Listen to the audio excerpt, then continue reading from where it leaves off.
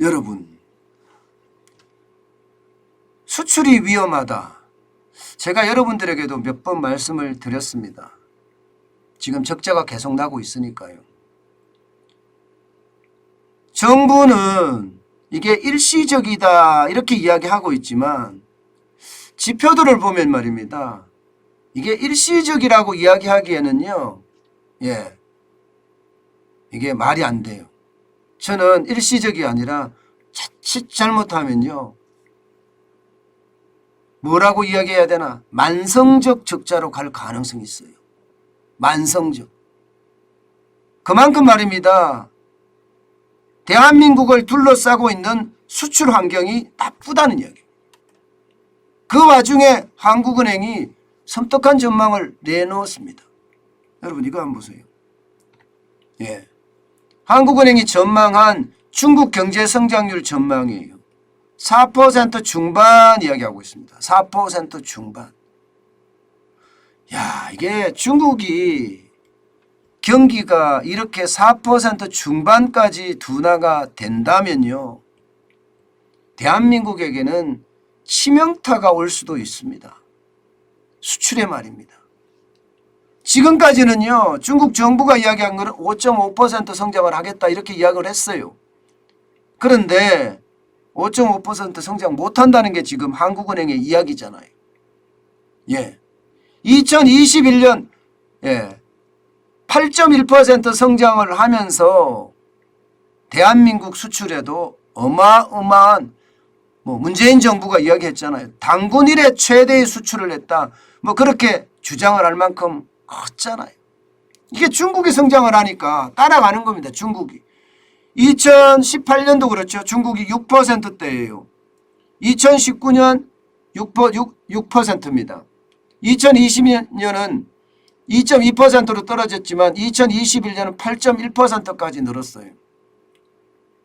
그런데 원래 5.5%를 못 가고 4%로 간다면 와우. 이거는 우리 수출에 만성적인 적자 어쩔 수 없는 상황이 될 가능성 큽니다. 이게 한국은행만 이렇게 섬뜩한 전망을 하는 것은 아니에요. 여러분 보세요. 국제통화기금 IMF죠. IMF도요. 4.8% 성장할 거다 이렇게 전망을 하다가 올 1월입니다. 올 1월. 그런데 이번에 다시 바꿨어요. 4.4%로 내렸습니다. 4.4%. 굉장히 많이 내렸죠. IMF가 중국의 성장률을 4.4%, 0.4%포인트를 내리면서 대한민국의 경제 성장률 전망치는 더 많이 내렸습니다. 3%에서 2.5%로 내렸습니다. 0.5%포인트나 내린 거예요. 엄청나게 내렸잖아요. 이게 중국하고 아주 밀접하게 연관이 있기 때문에 이렇게 될 수밖에 없다는 이야기를 하는 겁니다. IMF는 또 이렇게 한 거 아니에요. JP모건 있죠. JP모건은 미국의 최대 금융사죠. JP모건은요. 중국의 성장률을 4% 초중반까지도 내렸습니다. 초중반. 초중반까지. 초중반이면 이게 초라고 하면 4.1%고요. 중반이라고 하면 2%, 3%, 4% 이내라는 거잖아요. IMF보다가 더 심각하게 지금 미국의 어떤 JP모건은 중국의 경제 성장률 전망치를 내려잡았다는 거예요. 이렇게 된 데는 이제 봉쇄령이 굉장히 역할이 크죠. 중국은 지금 봉쇄령이 장난 아니거든요. 그야말로 코로나 제로 정책을 써가면서 말입니다. 이게 그 어느 때보다 쉽게 말하면 봉쇄령을 굉장히 강화하고 있어요. 이러다가 상하이뿐만 아니라 지금은 중국 45개 도시가 지금 봉쇄가 되어 있다고 하는데 점점 더 커지는 것 아닌가 이렇게 이야기하거든요. 나빠지고 있으니까요. 굉장히 나빠지고 있으니까 말입니다. 우리 오병진님 이제 중국 내부서도 악재 터지면 우리나라 그냥 골로 감요. 지금 오병진님 말씀하신 거 저는 많이 공감을 하거든요. 그만큼 말입니다. 상황이 좋지 않다는 이야기가 되는 겁니다. 자, 여러분. 이렇게 전망치가 떨어졌다는 것은 중국도 말입니다. 코로나19에 대한 위험성이 굉장히 큰 데다가 원자재 가격 상승에 따른 이게 중국의 어떤 경제 성장률이 떨어지는 것도 사실이에요. 원자재 가격이 지금 폭등하고 있잖아요. 그게 충분히 영향을 저는 준다고 생각을 합니다. 충분히 영향을 준다고 생각을 해요. 자, 이렇게 됐을 때 중국이 가진 수출 비중을 한번 보세요. 이게 2019년 1월부터 6월까지예요. 30.9%입니다.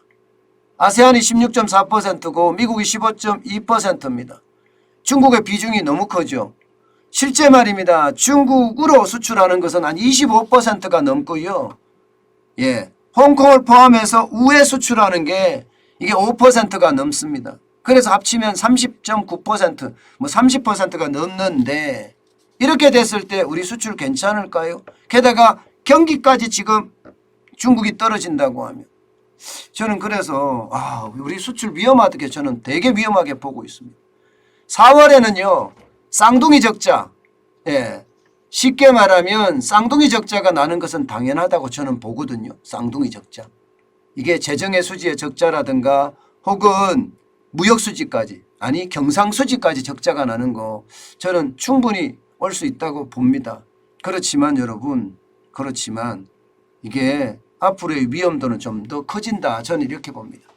우리 비인님은요. 무디스 신용평가 유지됐어요. 예, 유지는 됐습니다. 유지는 됐지만 무디스에서도요. 부채에 대한 이야기, 예, 가계부채와 국가부채에 대한 이야기를 콕 집었거든요. 콕 집었어요. 그것도 좀 위기 속의 하나라고 저는 봐야 되고요. 지금 만약에 이렇게 됐을 때 우리 수출마저도 무너지는 지금 지표로 보면요. 계속 그런 내용들이 나와요. 그런 내용들이 나오고 설명도 그런 내용들이 지금 계속 많이 늘어나고 있습니다. 저는 윤석열 정부는요. 수출 다변화라고 당연히 우리는 해야 된다는 거 아시잖아요. 예, 지금 아세안 시장 우리 다변화하면서 많이 커졌습니다. 아까도 제가 보여드렸지만 아세안 시장의 수출 규모가 16.4%까지 늘어났거든요. 그렇기 때문에 유럽의 규모가 10.4% 더 늘려야 되겠죠. 그죠? 예, 좀 늘려야 됩니다. 중남미는 4%밖에 안 돼요. 중남미 부분을 좀 많이 늘려나가는 것도 방법이고요. 미국의 비중도 더 늘려야 됩니다.